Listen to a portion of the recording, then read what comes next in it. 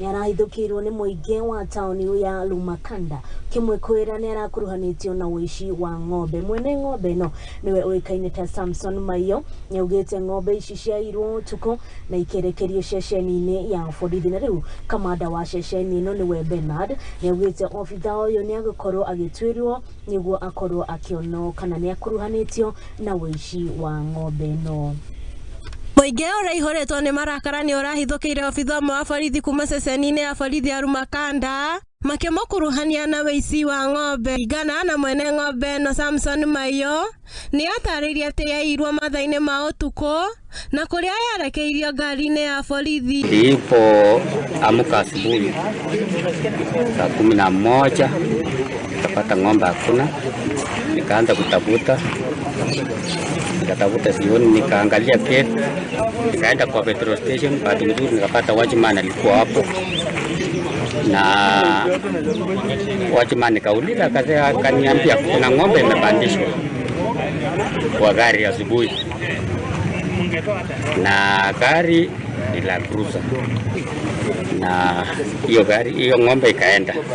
Kana na muingi uyu ugite ati ngari ino nionekanire na gicoro kia ng'ombe. Undu uria wekirirwo wira ni muthambia umwe wa ngari Luka Kasuku uria ugite ati niareheirwo ngari ino. Mimi nafanya kazi ya kaosh pale Mtoni. Nimeshangaa sana gari ya polisi kufika pale Mtoni na iko na samadi.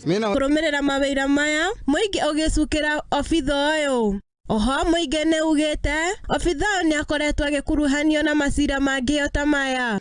Polisi wa LUMAKANDA hao ndio wanatuibia. Leo tumeshika mmoja ametuibia ng'ombe yetu yenye bodaboda tumelea. Tunangangana tunanua ng'ombe, lakini polisi inakuja inatuibia badala watuchunge.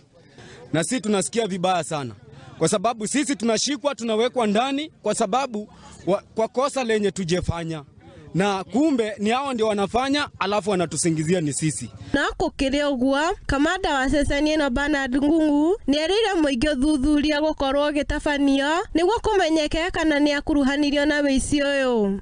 Thutha mutheri ng'ombe no ni irahithukirio tauni-ini ya Webuye.